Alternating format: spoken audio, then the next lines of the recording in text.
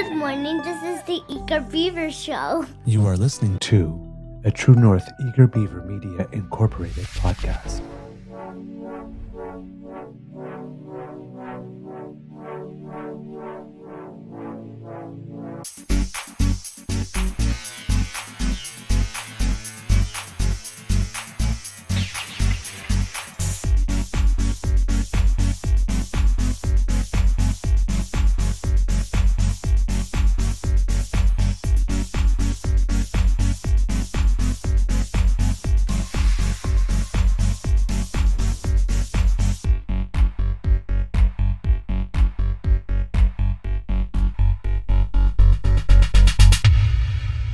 The True North Eager Beaver podcasts are proudly brought to you by our founding sponsors, the Miss V Mysteries from Corvid Moon Publishing, your source for science fiction, fantasy, and cozy mysteries featuring a broad diversity of characters.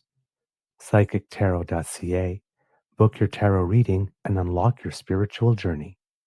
And the Pepper Master, hot pepper sauces made from farm-fresh ingredients to thrill your taste buds and expand your mind.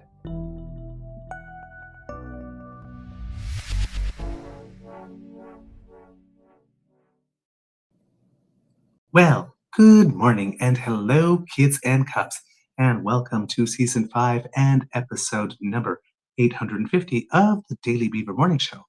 Oh, Canada! Always 100% Canadian. And today, that Oh Canada has a little extra ring in it because today, recording day, is Sunday, February 15th, 2026, for broadcast on Monday, February 16th, 2026. And today, Canada, and Milano Cortina, they played our song, finally. Canada struck gold. Hey, hey, hey. So it was a great way to start the day. I am your host, the Eager Beaver, pronouns he, him, hey, Mr. Beaver A, and not with me as usual is my good friend, Mr. Grizzly. A big thank you goes to our podcast grounding sponsors, the Pepper Master, the Miss V Mysteries from Corvid Moon Publishing, and PsychicTarot.ca. Kids and cubs, how is your mental health doing today? Mine, I have to say, is doing pretty fine. Had an up and down kind of weekend, but all's well that ends well, and it is ending well indeed. I had hoped to do this a little earlier in the weekend, but I am doing it now and figured I would put it on for broadcast Monday morning at a regular time. Hopefully, I will have an additional Monday show for you, so it might be a double Beaver day. Not sure what time the regular show will get broadcast today, but hopefully I'll be able to do that one live for you. But there is, as I promised, because last week was pretty heavy, and things still are, we're still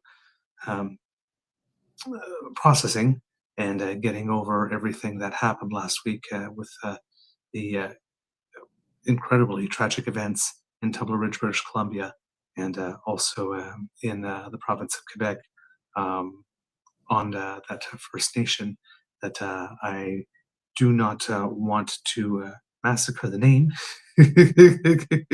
So I'm not going to try to do it by memory, but in Kitigan Zibi on the Anishinaabe Nation. So, we're going through a lot. And I said, we maybe could use some good news. And, we do have some good news. We are going to focus on the Olympics because we haven't done as much Canadians who make us proud last week on our shows because of all of these events. And last week, the Canadians who made us proud were the first responders and the members of the community of Tumbler Ridge, and even our politicians who were able to put partisanship aside for a little bit and show us a good example. Hopefully, they will be able to continue showing us that good example, not only in tragic times, but in good times as well, because we could use that. But today, maybe a little less politics and a little more waving of the flag, because we have a lot of Canadians who have made us proud to talk about.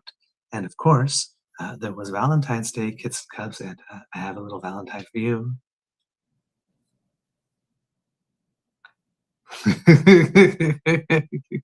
for all of you who call me Snuggless.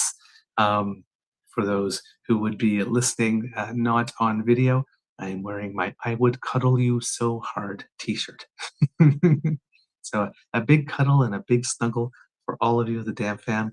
Of course, you know, it's love and it's real, and you guys show us love every single day. So for Valentine's Day, a little belated in the message because Valentine's Day fell on the weekend, but sending you our love, and hopefully um, you will be our Valentine for the rest of this year.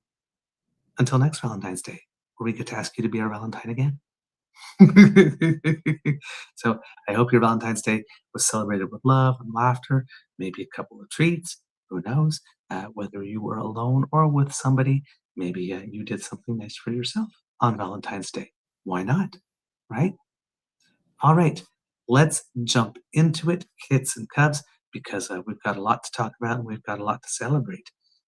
We are now at 9 medals for Team Canada at the Milano Cortina Olympics, and we finally do have 1 gold, as we have mentioned. But we are going to talk about not only our medalists, but other performances as well that made us proud that we didn't have time to talk about had we been doing our regular show from the Beaver Lodge. We would have had more time for that during our shows, and we would have been able to follow it daily. But sometimes we were doing 1-hour shows and shortened shows, and therefore we had to pack a little more in. And plus, there was just so much other news. So today we are going to focus primarily on our Olympians, and if we have time, a couple of other things. So a nice way to ease us in to the week, considering everything that has happened. Kids and cubs, let's start with our medalists, of course. And as we did have a chance to mention 1 or 2 on our show over the course of the Olympics. But on day 1 of the Olympics, our first medals came rather appropriately from our speed skaters, from whom a lot was expected. And Valérie Maltais stepped up to the podium with a bronze medal in the 3,000 meter. It was her 3rd career medal and first individual medal in the discipline. And she was very, very pleased about that. Then in other sports, also in long track speed skating, over the course of the week, Laurent Dubreuil picked up a bronze in the 500 meter. And he briefly held the Olympic record, actually, when he finished his skate. He had done so well, but then in the last pairing, of course, the last pairings, the people who won silver and bronze beat that Olympic record. And this was a bit of a happy moment for him, because in Beijing in 2022, he had missed the podium in this event by 3/100ths of a second. So this was a good moment for him. He was extremely happy about it. In freestyle skiing, we had a bronze medal from Megan Oldham in slopestyle ski, and that was a great event for her. I believe she will be competing again during the Olympics and has another shot to get a medal here in another event. I think it might be a big air, if I'm not mistaken. So we'll keep our paws crossed for her and see if she can bring back a little more hardware. Sometimes, you know, when you get one, it opens the floodgates, and you then go out and pick up a couple of more. So you get that little confidence boost. So hopefully that will pan out for her. In short track speed skating, there have been some medals as well for us.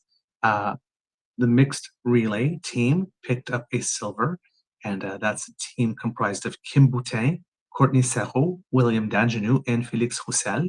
And of course, in relays, sometimes other skaters or competitors, depending on the event, right? We see this in the sprints as well, in the summer games, and sometimes in swimming. Other people compete in the heats, and for that, their participation, Florence Brunel and Stephen Dubois also picked up a silver medal. So there were 6 medals given, even though only 4 people race at one time.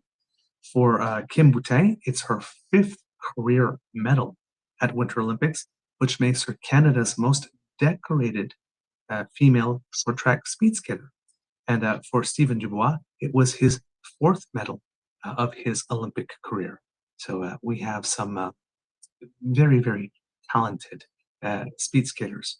And Courtney Sarrault, who was a member of the team, then went on to pick up another bronze medal, a bronze for herself in the 500 meter in excellent performance. And an excellent performance for Team Canada because we had three skaters in the top six, with Kim Boutin taking a fifth place and Florence Brunel taking a sixth place in that 500 meter race. So that was a great event for Team Canada, and ensures that we have some depth in that particular event.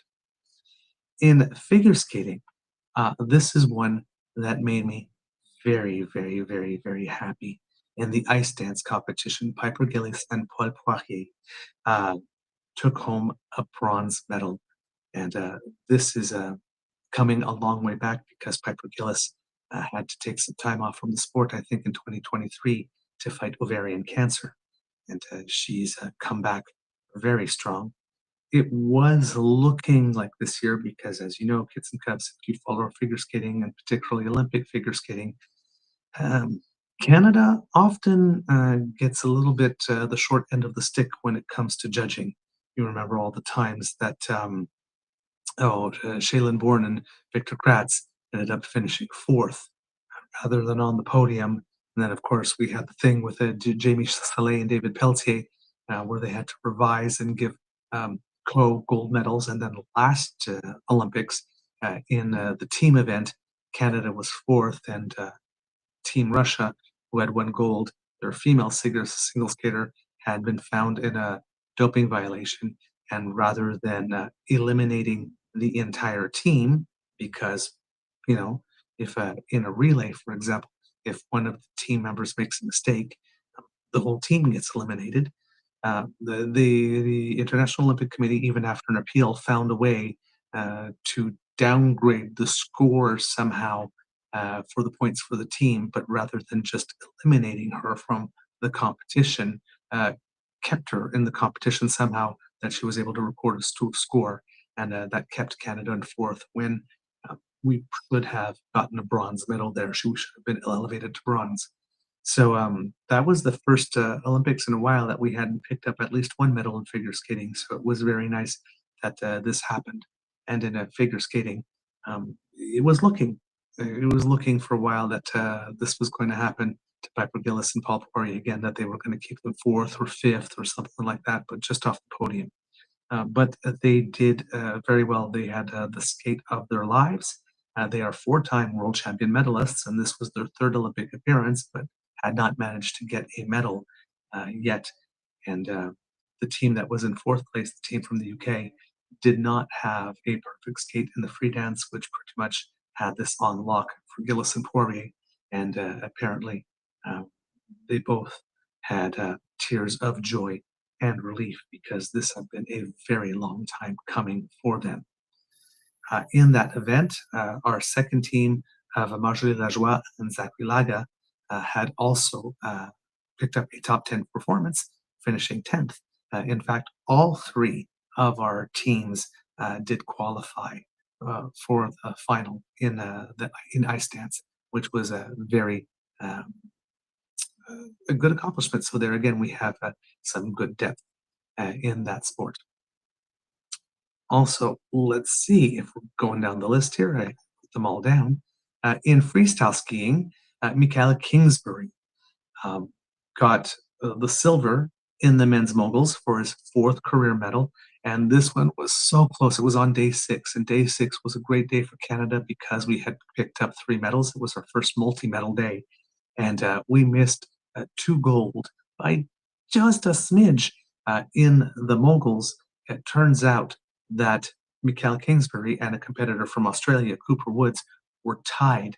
And they were tied pretty much in every single respect. So what made the difference was the quality of the turns. If you watch moguls, you know that on the pants where the knees are, there are patches of different colors that allow the judges to focus on the knees and see the turns and see the action. And it seems that Cooper Woods got a higher score on turns than Michaela Kingsbury. and that ended up being the tiebreaker.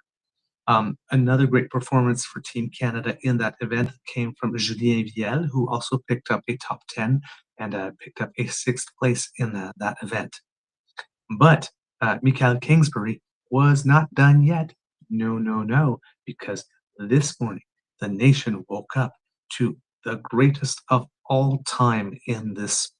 100 World Cup wins, 4 individual Olympic medals up until now, and then, boom, this morning, golden performance by Michael Kingsbury and a very convincing win for him, in part because in the big final, the person he was competing against, because this is dual moguls and you ski down the hill side by side with your competitor, so which was in this case Ikuma Horishima of Japan, and he was not able to attempt his second jump in the event because he lost control of his turns. So Michael Kingsbury, with a very convincing win, taking home the gold there, wasn't in doubt for him because of a mistake by his competitor. And fittingly, in a way, that Michael Kingsbury is the first gold medalist for Canada, given, again, why not have the greatest of all time in their sport, and probably the greatest of all time in a sport, all sports combined. We talk about it a lot. Mr. Grizzly and I talked about it a lot. His win record is absolutely phenomenal, especially when you compare to any other athlete in any other sport, right? So he really is the greatest of all time, undoubtedly. And now he has an Olympic gold to prove it. 5th career Olympic medal, making him the winningest competitor in this sport, I think, in history. So this is absolutely fantastic for him. He's the first freestyle skier to reach 5 Olympic medals. I don't know if it's his last competition or if this is the end of his career.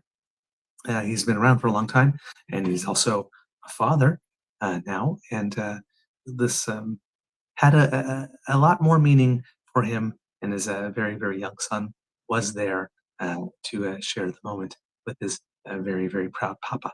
So,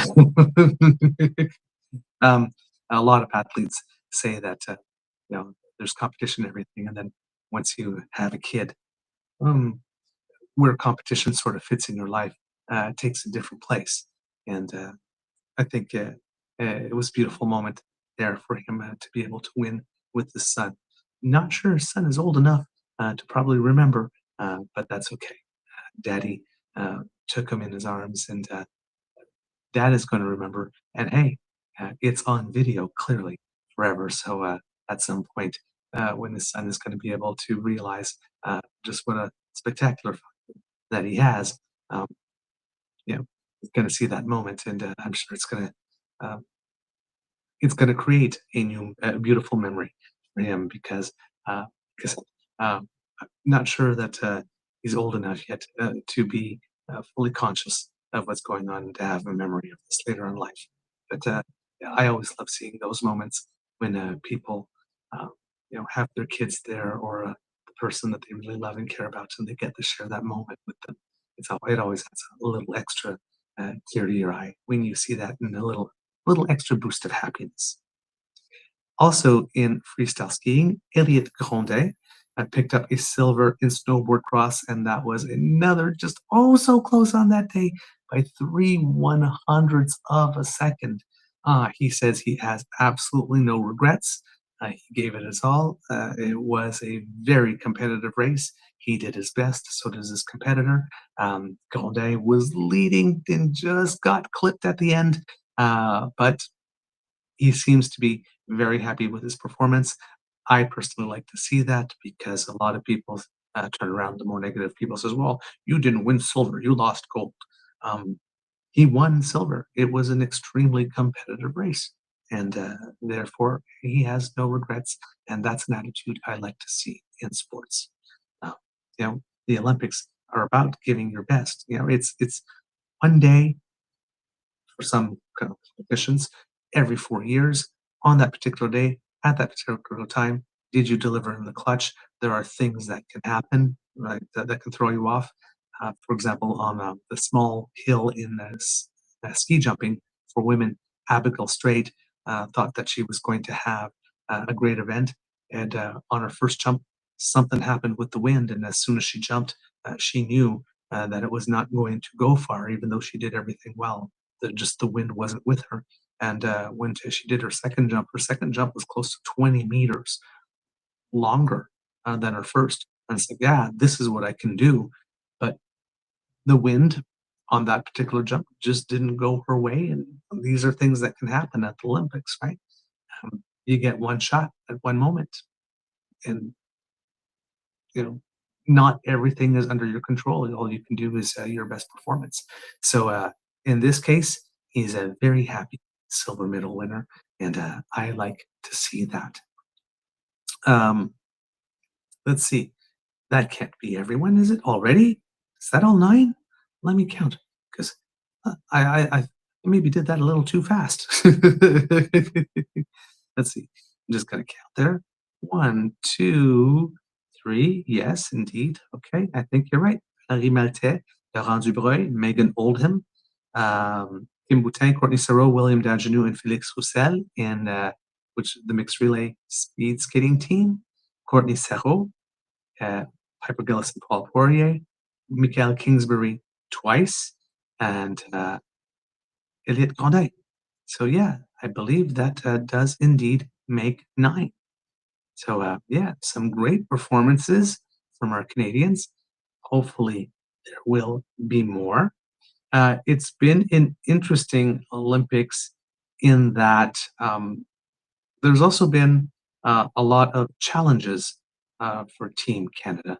Um, if you've been listening in curling, the mixed doubles team got off to a great start, winning the first 3 in a row and beating the Olympic and world champions from Italy, and then the wheels kind of fell off. In women's curling, Team Homan got off to a good start with a win, and then had a surprising loss to the United States. It was the first time that the United States ever beat Team Canada in Olympic play ever, and then lost the next 2 matches. So they're at 1-3, and they pretty much have to win out if they want to advance to the next round. And there's been some controversy about double touching in curling the rock. For those who don't know, I am a curler, and when you're curling and you're throwing, when you're throwing the rock, if you touch the granite at all with your hands, it's immediately that rock comes out of play. But the handle itself, you can touch it all you want before you cross the hog line. But once you cross the hog line, if you touch it again, that is just a big no-no. It should not happen, and the rock is supposed to come out of play. There was some issues with the men's team at first, where Team Sweden, who hadn't got off to a good start as well, they're at 1-3, which is very surprising because Team Adine is very good. Accused the Canadian team of doing a double touch on the rock, and this led to some words being exchanged that were words that were a little spicy.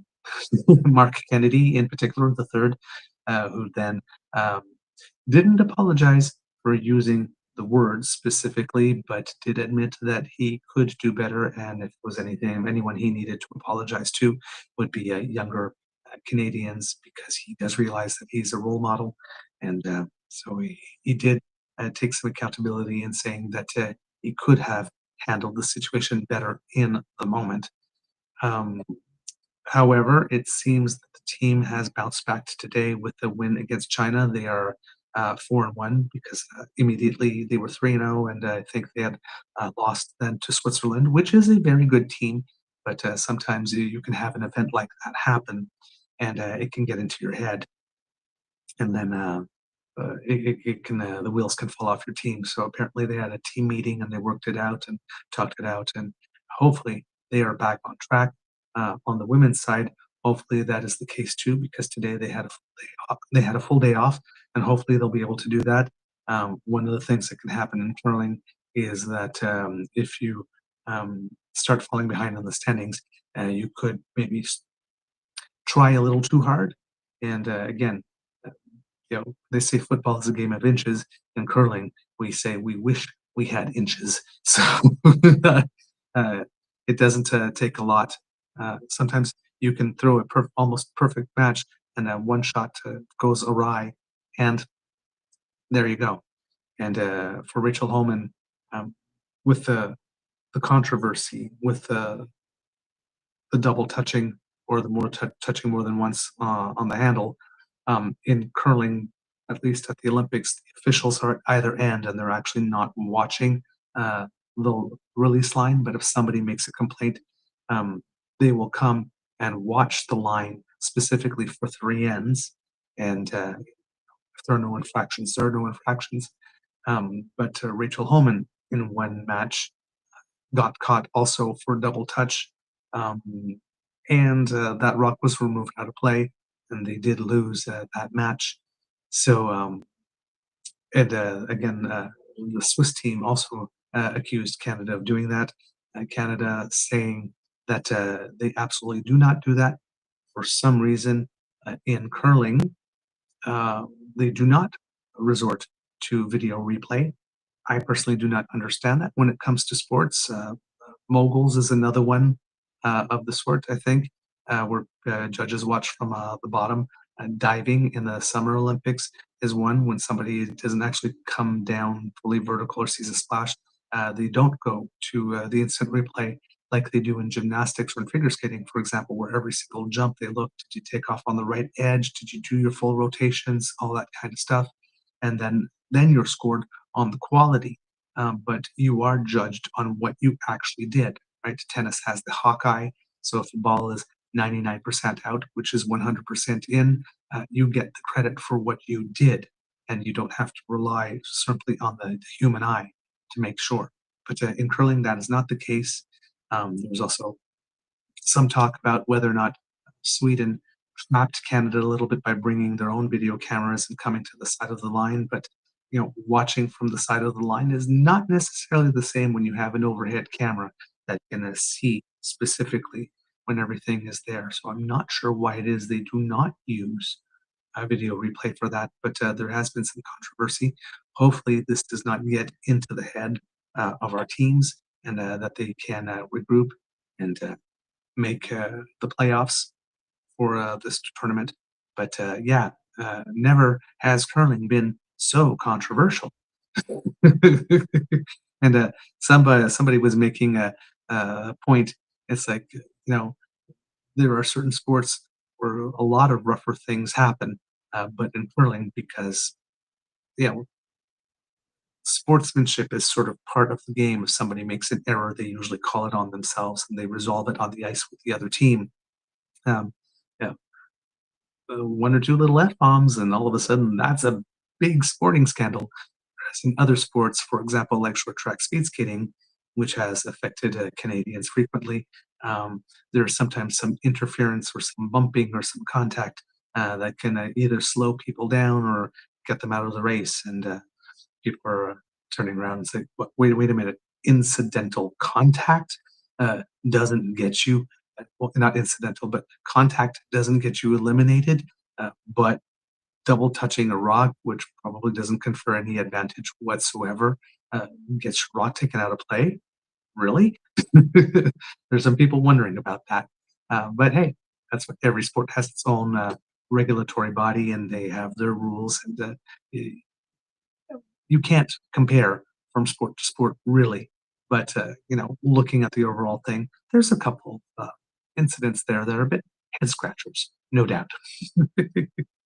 Um, Other fantastic performances by Canadians here, and there was some good news of other kinds, of course, because there had been some injuries as well, right?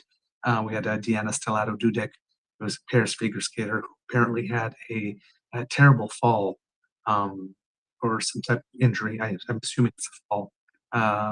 In practice prior to the Olympics, which is why they couldn't participate in the team event, and they had to have a Leah Pereira and Trent Michaud take their place in the team event because she had not been cleared to skate. And she did get cleared to skate in time for the free skate. Unfortunately, they did not have the best short program. So they might be out of contention, but she is happy to have been able to get the clearance to skate, and then says that the last few days have essentially been a nightmare for her because you train so hard, right? And to have a freak accident like that just before the Olympics can throw you off. Mark McMorris also had a very bad crash in training and had to miss an event, but he has been cleared to compete in another event that should be taking place very soon. So that was good. And we were concerned about Marie-Philippe Poulain, who suffered an injury in one of the preliminary round hockey matches from the women's hockey team. But turns out that the injury wasn't as bad as everybody had feared. And she joined the team for practice skate, and turns out that she was able to take the ice for a match and even scored a goal in the match. So Captain Clutch happens to be back in the mix. Hopefully, that will be a good thing for the team as they hope they have made the playoff round and are trying to get to the final there. Where it's expected that they will be end up, if they do, that they would be end up playing the United States again, and hopefully they can break that 7-match losing streak against them when it matters in the clutch. So we'll keep our paws crossed for that. In other sports, however, in alpine skiing, Jack Crawford had a wonderful top 10 finish, a 9th in the men's downhill. So this was a good event. People were wondering, they knew he was capable of it. He might have even been an outside shot for medal, but hasn't had necessarily the best season, but did deliver in the clutch. In figure skating, Steven Gugolev, wow, what a way to show up. In the team event, he scored a personal best in the short program to take 3rd place, and that helped a lot for Canada efforts to qualify for the final, which they did. So fantastic. But then in the individual portion, if he had had as good a short program in the individual competition as he had in the team, he would have an Olympic medal around his neck, because in the free program, he finished 2nd. He had the 2nd best score. Unfortunately, he was 10th in the short program. Put them together, that brought him to 5th place, which is the best result Canada has had in male singles figure skating since Patrick Chan in Sochi, I believe, in 2014. And he was only 1.12 points off the podium. He's felt really good about that. I've seen him in interview stating that, he had surpassed his expectations, and that this was a big confidence builder because he realizes that he can indeed compete with the best. And he was not able to compete at all last year. So coming from not being able to compete last year because of an injury to winning an individual medal on the Grand Prix circuit, and then finishing 2nd in the free skate for 5th place at the Olympics is storybook for him, and it's quite an achievement. Hopefully, this is something that continues because he's got a beautiful career ahead of him. And the men's free skate also brought one of the big stories of the Olympics, where Ilya Malinin of the United States, who's known as the quad god and was highly expected to finish first. He was even mulling about whether or not he would try a quintuple jump along the way. He was first after the short program, but he himself says, I blew it, and had 2 falls in the free skate and ended up 8th overall, which was quite a surprise. A gentleman from Kazakhstan ended up winning the gold, and he just couldn't believe it because gold was already spoken for all intents and purposes. But again, Olympics, any given day, something can happen, and it did happen in the men's figure skating. In terms of the ice dance, as well, we had Marjorie Lajoie and Zachary Laga, who, when we mentioned, finished 10th in their actual competition, but in the team event, also finished 3rd in their short program to help Canada qualify. An above par performance, and they finished Team Canada overall finished 5th in the team event, which is a pretty decent result considering that we didn't have Stellato Dudek and Maxime Deschamps in pairs. We haven't had a single skater that has had a great international result in some time. And in our ice dancers, Gillis and Poirier were not competing in the team event. So when it wasn't your top skaters all the way through that you would expect, and the team still qualifies for the final. That is quite an achievement, and it shows that we are building some depth in the sport. We have been rebuilding for a while, so this is very, very positive. Expect great things from our figure skating team in years to come. Our cross-country ski team, though it has not won a medal, has been turning heads. If there's any team that should be receiving a prize for outstanding performance coming out of nowhere, it's them. For cross-country skiing, it's the first time in the Olympics that all distances between men and women are equalized. So, for example, some distances are shorter. The relays, for example, used to be 4 by 10 kilometers. Now they're 4.75 kilometers. But on the other end of the spectrum, in the individual events, there's a 50-meter event that men used to ski, but women did not. Now the women will as well. So it's nice to see some parity that events don't need to be shorter for women. Women can ski the long events as well. So it's nice to see the opportunity for them to be tested that way. But our team, results that were completely unexpected. Xavier McKeever in the men's 20-kilometer skiathlon, where they ski 10 kilometers freestyle and then 10 kilometers classic, picked up a 13th place.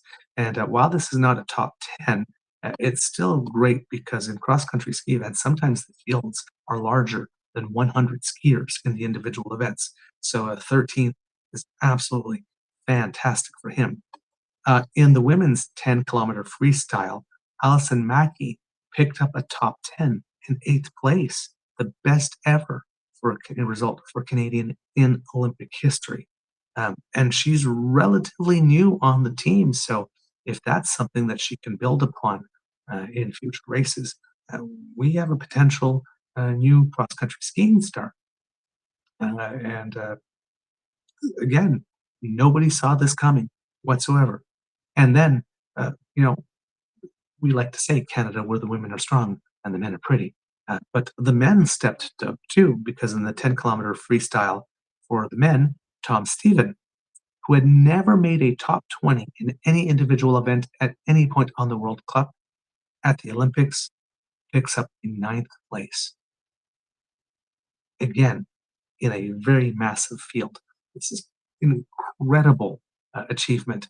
And they kept this on then, because in the relays, the women's 4 by 7.5 kilometer relay, the team finished 8th, which is the best result in a relay event for women for Canada since Innsbruck, about 50 years. And that team was comprised of Alison Mackey, of course, as we mentioned, who had finished 8th in the 10-kilometer freestyle, along with Jasmine Drolet, Liliane Gagnon, and Sonia Schmidt, I should say. And in the men's 4 by 7.5 kilometer, Xavier McKeever, who had that 13th place, and Tom Stephen, who had that 9th, they were part of that team, and along with Antoine Cyr, who's been having a pretty good season, lots of top 15 finishes, a certain number of top 15 finishes over the course of the season, and Rémi Drolet ended up 5th in the relay, which is the best result for Canada ever in a relay event at the Olympics. So, buoyed by these great performances, they were able to build on that and bring that energy and bring it to other events. So this is absolutely fantastic. And in cross-country skiing, there's a gentleman from Norway, of course. Norway is topping the tables here at the Olympics. But he is just tearing it up like crazy.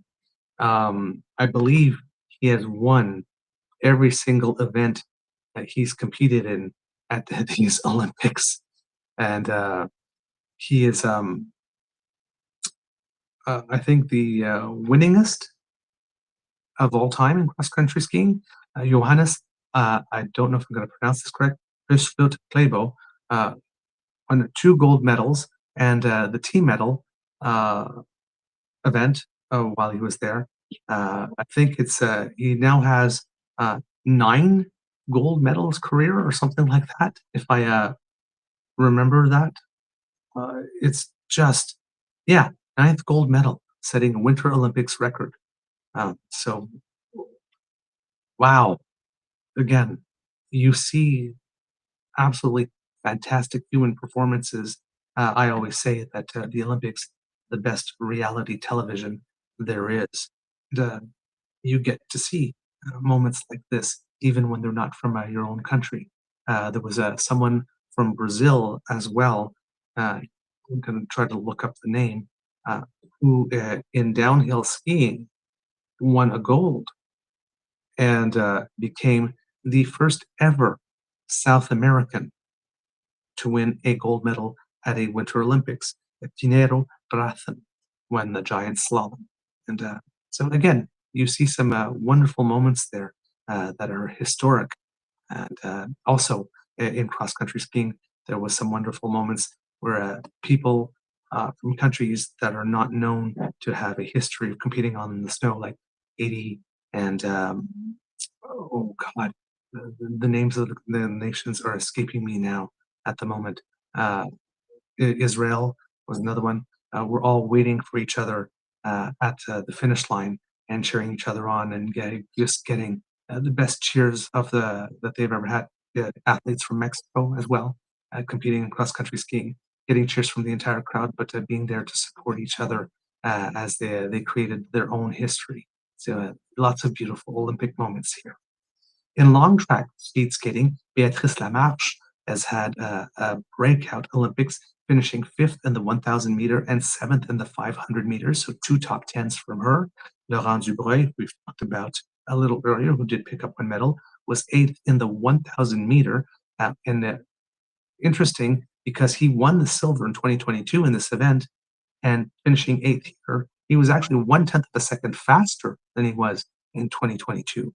And that just goes to show, you know, nutrition, technology, better training techniques, all this kind of stuff, how the sport just keeps on advancing just in 4 years.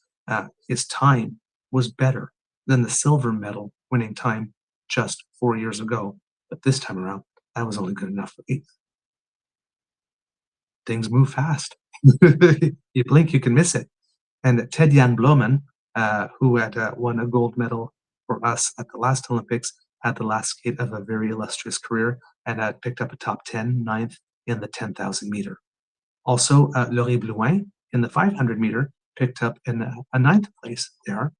Isabelle Weidemann picked up a 5th in the 5,000 meter, and Laura Hall was 9th in that event, the 5,000. So lots of good results from our long track speed skaters. From our short track speed skaters, this is where there's been a little bit of a disappointment, unfortunately. William Danjanu, who was a lot of people thought could be the medal winner for Canada at the Olympics, maybe bringing home 4, has got his medal in the mixed relay to start it off well at the silver, but in one event was clipped right at the end for 4th place. Somebody just got there to skate in before him, and then in another event he got bumped a little for 5th place. So a little disappointment. He still has one more event, hopefully, where he can get that individual medal he's been looking for and seems to be destined for. But again, short track speed skating can be a very, very, very cruel sport. In the 500 meter, where Danjanu finished 4th, Félix Roussel, another Canadian, picked up a top 10 with a 10th place there for him.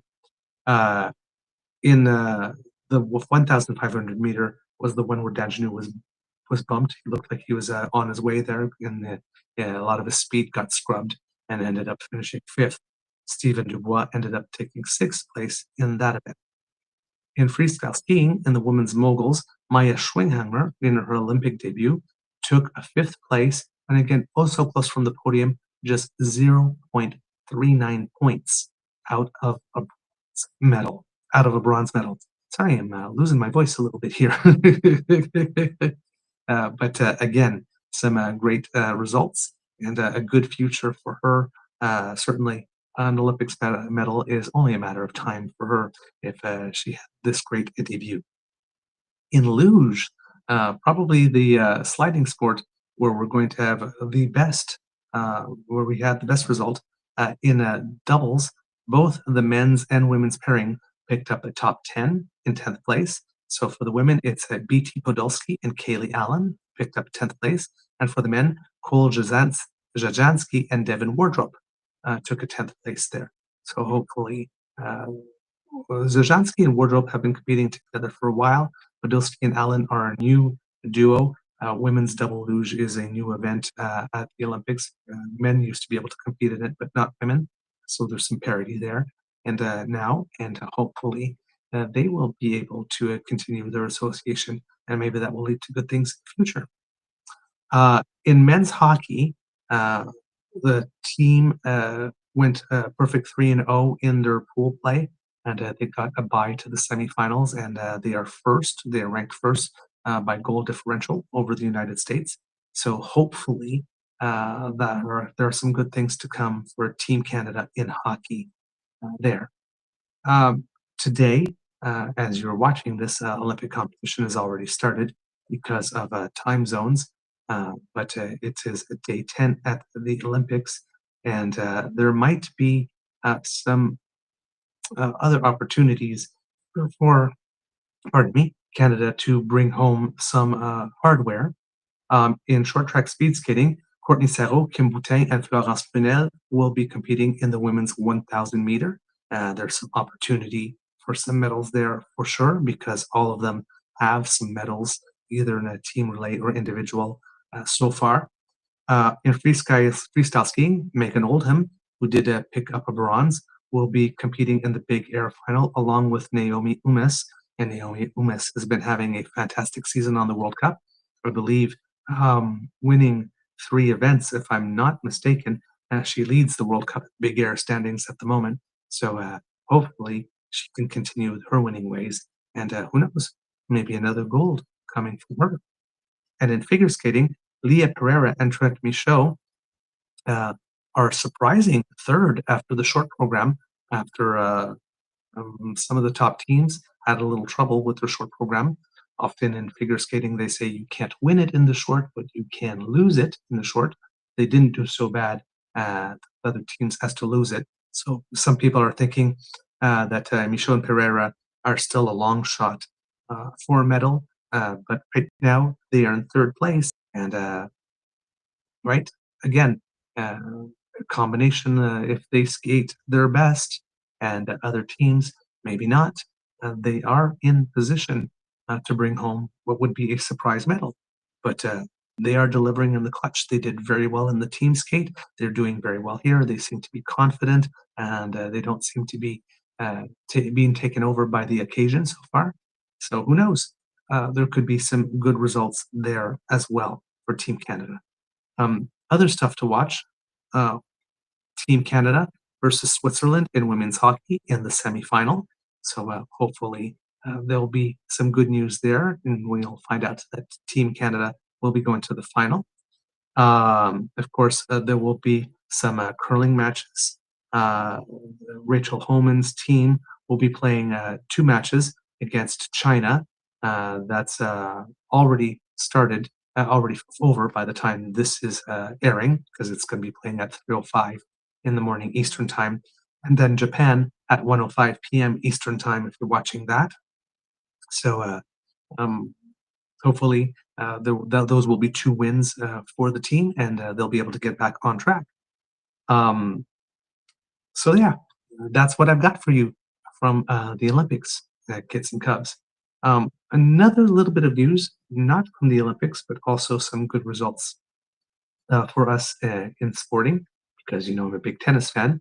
Félix Auger-Aliassime last week won a title in Montpellier, which I believe is the 9th title of his career, which makes him surpass Milos Raonic as the winningest singles male tennis player in Canadian history.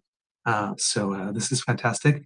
And he was in the final again this weekend, made it all the way to the final, but lost to Alex de Minaur in that one. But there's only a certain number of matches you can win in a row before the steam rolls out. Steam runs out.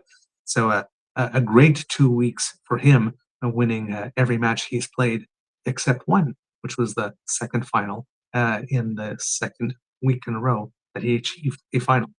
That is absolutely fantastic. Our Davis Cup team also, first round of competition there, trying to get through. And again, our A team, we didn't send our A team there, but we sent a very solid team comprised of Liam Drexel and Gabriel Diallo, Cleve Harper, our only male tennis player who's top 100 in doubles. It was tight against Brazil because their doubles team was very experienced, and it was a very close match. Cleve Harper and is almost was able to get that win there, but didn't, unfortunately. But it was very close.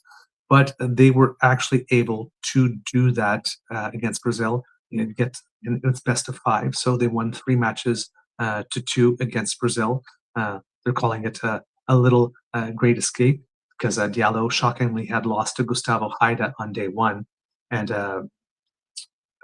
then Diallo fell behind by a set in his second singles match, and he faced a break point in the opening game of the second set, but was able to gather himself and get the victory. Liam Drexel had a fall, twisting his ankle a little bit, and needed a medical timeout in the first set of the decisive singles match, but then he proceeded to have his serve broken on the first point after the restart, but still managed to get the win to clinch the deal. So they advanced to the second round of the Davis Cup qualifiers, which will be played in Canada. So a good result for them. Victoria Mboko, after losing in previous tournaments to Mira Andreeva, who's a top 10 player in the world, and Elena Rybakina, who just won the Australian Open, beat them in back-to-back matches at the tournament. Unfortunately, she lost the final to Karolina Muchova, but Vicky Mboko, who had a goal of maybe making the top 10 in the world at some point this year, is already there. She's now ranked number 10 in the world after that performance. Absolutely fantastic. Denis Shapovalov made a semi-final at the tournament as well, and Alexis Galarneau also made a final at the tournament that he was competing in this last week. So tennis players said, hey, there's winter sports going on now, but we summer sports people, we're still here and knocking it out of the park. So great performances by our athletes, lots to be proud of. We have a whole other week of Olympics on the way, and then a little break before our Paralympians pick up. I was going to say the ball, pick up the snowball, and show us how they are going to make us proud. So all of this is very exciting. Kids and Cubs, that's the end of this episode of the Daily Beaver Morning Show, Canadians Who Make Us Proud Olympic Edition. We hope that you love listening to us because I really love making this for you. I love talking about our athletes. They're great ambassadors. So please share our content. Remember, sharing is caring. Tell people why it is our content resonates with you when you share it. It means the world to us because that's advertising we cannot buy. If you would like to help us, Kids and Cubs, we would appreciate it if you could go to our YouTube page, if you haven't already, to click on our buttons, like, share, and especially subscribe if you can. This QR code that's going to appear will bring you right there if you do so. When you do so, it helps us with the algorithm. So we thank you very much. It helps people find us, and means the world to us when we see our numbers go up. And of course, Kids and Cubs, because we had Valentine's Day, if you would like to show your favorite beaver and grizzly a little love, perhaps in the form of some hot chocolate, right? Or a cup of black coffee for Mr. Grizzly, then please make a contribution. Scan this QR code, and that will bring you to our coffee page, ko-fi.com/eagerbeaver, all in one word, and there you can make a contribution to the emergency hydration fund to keep your favorite beaver nice and moist. Because you know that a moist beaver is a very happy beaver. And as you can tell by my voice, I could use a little moisture today. So thank you for all that you do. Remember that we have the super chats and the memberships as well. And if you're doing the Buy Canadian thing, truenortheagerbeaver@gmail.com is our email address, and you can make your donation that way to make sure that the USCE Tech Bros do not get a share of your donation, that it all comes to us, and we can do more with it. We can definitely do better things with it than they can. Let's just put it that way. Now, if you're not able to contribute financially, please do not worry. The gifts of your attention and participation are the ones that matter the most to us. So please, kids and cubs, write to us at truenortheagerbeaver@gmail.com and let us know what you think about the show, or offer us some guest suggestions. Offer us some Valentine's Day wishes if you haven't already. Send back some love. You know we love love here at the Beaver Lodge. All of that is very much appreciated. And if you happen to have some good news, and with all the doom scrolling going on, please allow us to share in your joy. We would love that very, very much. All right. Because democracy is something that you do, kids and cubs, in theme with the show, I'm just going to encourage you to watch the Olympics, wave that flag, cheer for your favorite athletes, send that good positive energy, and let's bring home some more. We'll do the other stuff on a words of wisdom, kids and cubs. I would say, whatever the occasion, whatever it is that you're doing, give it your all. Higher, faster, stronger, right? Give it your all. You never know what may happen. Sometimes you might even surprise yourself with how much you are able to accomplish. There we go. Some Olympian words of wisdom. Kids and cubs, it can be a tough world out there. So please be kind to and gentle with yourself. And now I'm going to pretend that we're all together at this moment, and I'm going to ask you, kids and cubs, from the future, please tell me now. Mr. Beaver, please cue the cock. 1, 2, 3. Oh, yes. Oh, yes. That was very patriotic. And even, it was like, oh, Canada like. It's like, please cue the cock. Well, since you asked, I cannot deny you as your humble queen and servant. So, here you go, kids and cubs. You are listening to a True North Eager Beaver Media Incorporated podcast. The True North Eager Beaver podcasts are proudly brought to you by our founding sponsors, the Misfit Mysteries from Corvid Moon Publishing, your source for science fiction, fantasy, and cozy mysteries featuring a broad diversity of characters, CanadianTarot.com, their uniquely Canadian online eclectic tarot community, and the Peppermaster, hot pepper sauces made from farm-fresh ingredients to thrill your taste buds and expand your mind. We are grateful to the Crier Media Network for its support, Pete Jarvis for our artwork, and Paul Joseph Something for our opening and closing sequence music.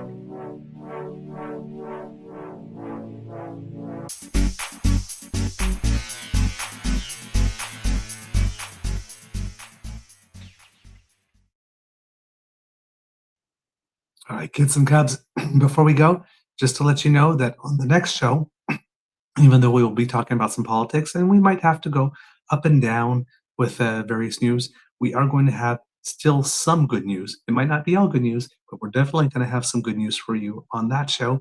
And kids and cubs, if you happen to be not a fan of the Conservative Party of Canada or Pierre Poilievre, we're going to have some particularly good news for you there, because there's something that happened over the course of the weekend that'll knock your socks off.